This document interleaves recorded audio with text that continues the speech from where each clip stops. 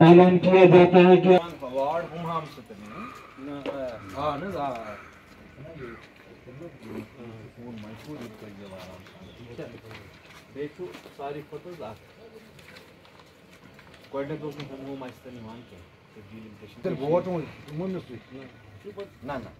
Vote assembly तो छानपुर सवाल दीगर तुम बासान वलि मोन वार्ड यू रोजान तत वो कम फैसिलिटी ये वो कोट कत सेकंड दिल फोटो उठाओ जरा मैं AWE को मगर 15 मिलियन मा MLA अगर दोन खतर MLA गो ये चेंज तुम पूरी क्या गो पूरी सलामाबाद यी कूट तिम लोग नार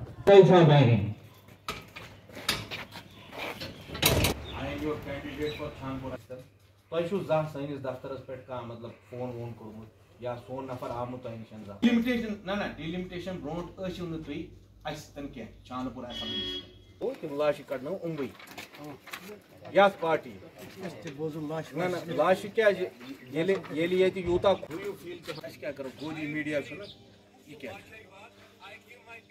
वुचमुत जब बुलडोजर यहाँ है हम ही डेली वेजन करूँ उम्र तक बनो मैं हाँ तिम हथ ना कैंडिडेट जिसको आप reading room party same reason also share साहब आज हम यहाँ बागवानपुरा पीरबाग में हैं। ये हैदरपुरा का एक इलाका आता है और यहीं से आपके बिल्कुल एडजेसेंट हुमामा भी है। आज लोग इतने दिल खटे हैं क्योंकि जो पिछले 40-50 साल में सियासत का लैकुना रहा है, ये लीडर्स की सबसे बड़ी जो कमजोरी और फेलियर रहा है कि वो लोगों को सेंस ऑफ कॉन्फिडेंस नहीं दे पाए। हमारे लोग आज भी खौफ में है, 90 से लेकर आज तक ये खौफ में। और ऐसा कोई लीडर क्यों नहीं आया जिन्होंने इनकी प्रॉब्लम्स का अजाला किया। यहाँ पे आप देखिए एक्सेस रोड्स हो, स्कूल्स की प्रॉब्लम हो, एजुकेशन की हो, और हक की बात बोलने वाला कोई लीडर कभी इन्होंने नहीं देखा 50 साल में। आज ये पॉलिटिकल पार्टी है जो बरसरे आम ये बात बोलती है कि बीजेपी के साथ कोई अलायंस नहीं होगी, मसले कश्मीर पे कोई कॉम्प्रोमाइज नहीं होगा। यहां माजू नगर में बीजेपी का बुलडोजर आया, कोई लीडर तब नहीं आया सामने, मगर अल्लाह ने हमें वो ताकत दी कि हम उस बुलडोजर को हमने रोका। पूरे हिंदुस्तान में बीजेपी का बुलडोजर एक जगह रुका है। ये पार्टी बरसरे आम आपको हक की बात बोलती है। आज भी मसले कश्मीर पे 35 से 370 पे कोई कॉम्प्रोमाइज नहीं होगा। हाँ, हमारे लोगों ने पिछले 40-50 साल में कुछ ऐसे जमीर फरोश लीडर देखे जिन्होंने सिर्फ खाली इनके वोट लिए और उसके बाद कभी भी इनके गली कूचे में नहीं आए।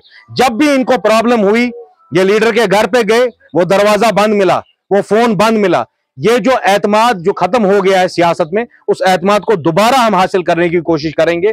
घर घर हम जाएंगे, अपनी आवाम को बेदार करेंगे। इंशाल्लाह वो एक दिन जरूर आएगा कि Kashmiri people will start trusting there leaders again. नहीं, मुझे नहीं लगता कि कश्मीर में कोई भी सीट जीत पाएंगे। वो जो हालत उन्होंने कश्मीर की है, जिस तरह की बेरोजगारी हमने देखी, सारे लीडरों को उठा के जेल में डाल दिया है। भाई वो जो भी करे BJP, they will not be able to change the ground reality. Kashmir का मसला अपनी जगह रहेगा। 370-35 से उनको पूरे एहतराम के साथ कश्मीरियों को वापस करना पड़ेगा। और जो जबर वो कश्मीरियों पे कर रहे हैं, ये मत वो समझ ले कि सब जो पॉलिटिकल ऑर्गेनाइजेशन अगर वो खामोश भी हो जाए। छानपुरा बिलोंग टू शिवा नशाई the day we faced all those hardships. मुझे याद है पिछले 5-6 साल में हमारे लोगों ने क्या हालत देखी है और हम शाना बशाना इनके साथ खड़े रहे। इंशाल्लाह इनके सरों को मैं कभी झुकने नहीं दूंगा। और चाहे बीजेपी और सेंट्रल गवर्नमेंट कितने भी मजालिम कर ले, हम जरूर पूरे शिद्दत से उसका मुकाबला करें। उनके पास भी तो सारे खानदान है, उन्होंने किस आम कश्मीरी को लिया है अपने पास? उनके पास आप देखिए ज्योतिरादित्य सिंधिया जैसे लोग हैं, क्या वो नेपोटिज्म नहीं है? उनको वो डायनेस्टिक पॉलिटिक्स उनको नजर नहीं आती है? और प्राइम मिनिस्टर मोदी अगर वो आए, उनको बात समझनी होगी। जो 5 अगस्त को उन्होंने किया कश्मीर में, उसके साथ कोई भी नहीं है। जिस तरह वो कश्मीरियों को क्रश करना चाहते, कुचलना चाहते, इसी अमीरा कदल, इसी रावलपुरा से, इसी हैदरपुरा की सरजमीन से मैं ये बोल रहा हूं, इस जुल्म को मिटाने वाले पैदा हो चुके हैं। उन्होंने ही आपके बुलडोजर यहां रोके, उन्हीं ने 5-6 साल से आपसे लड़ा है। उनके मंशूरों में लिखा है हम बाकियों की तरह नहीं है जो पसे पर्दा बैठ के आपके साथ अलायंस करेंगे। हम कश्मीर से बात बोल रहे, किसी भी चीज पे कोई कॉम्प्रोमाइज नहीं होगा। हम अपने लोगों को किसी को झुकाने नहीं देंगे। जो मैं दिन के उजाले में बोलता हूं वही मैं रात के अंधेरे में बोलता हूं। मैं अगस्त 2022 में जब ये पार्टी बनी या उससे पहले जो मेरा मंशूर था, जब हम उस पार्टी में थे, तब भी हमारा मंशूर था कि सब नारों पे एक ही बारी हक हमारा रायशुमारी। वो मंशूर मेरा आज भी, और ये लिखा हुआ है। रशीद साहब हर जगह मसले कश्मीर की बात करें, मुझे कोई उनके साथ कोई रंजिश नहीं है, मगर वो अपना मंशूर तो दिखाएं। उनके मंशूर में कहां मसले कश्मीर की बात लिखी है? वो वही खेल ना खेले जो पीडीपी वालों ने हमारे साथ खेले। बोला कि हम बीजेपी को रोकेंगे और जाके फिर बाद में बीजेपी के साथ बैठ गए। हमारी लड़ाई सीधी है, इंशाल्लाह अल्लाह करेगा कि भाई एक वक्त जो है, ये जो हमारे पे बातिल ताकतें अभी गालिब हो चुकी है, एक वक्त आएगा दोबारा कि कश्मीर हमारे हाथ में होगा, हमारे लोग चैन की सांस लेंगे, इनको कोई डरा नहीं पाएगा, और उस वक्त के लिए हम मुसलसल जद्दोजहद करेंगे। मैं मुतमईन तब होता जब इलेक्शन कमीशन मुझे वो गारंटी देता कि कल भी मैं इनके मोहल्ले में आ सकूं।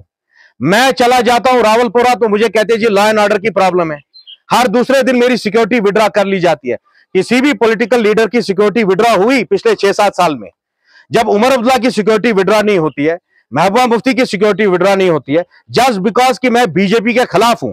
और आज से नहीं, आप मुझे पिछले 8-9 साल से जानते हैं, जब से मैं सियासत इलेक्टोरल पॉलिटिक्स में आया, आप जानते हैं कि मैंने कभी भी अपने जमीर को नहीं बेचा है। हमने तब भी मसले कश्मीर की बात कही और मरते दम तक कहते रहेंगे जितनी देर तक ये मसला रिजॉल्व नहीं होगा।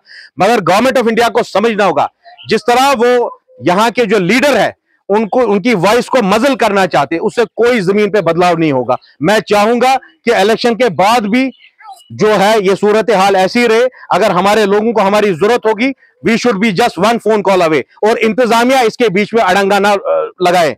कभी भी मुझे अपने लोगों से मिलना हो तो पुलिस की सिक्योरिटी क्लियरेंस के नाम पर मुझे रोका ना जाए। मेरी कश्मीर के लोगों के लिए एक ही मैसेज रहेगी कि खुदारा 2 लाख नौजवान हमारे मलगुजारों में पहुंच गए।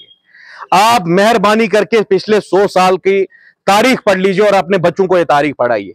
आज जब हम किसी भी मोहल्ले में जाते तो बच्चे अपनी तारीख को नहीं जानते। उनको इतना मालूम नहीं है कि जब 53 में जब शेख साहब अरेस्ट हुए, was he the chief minister of Kashmir और the prime minister of Kashmir.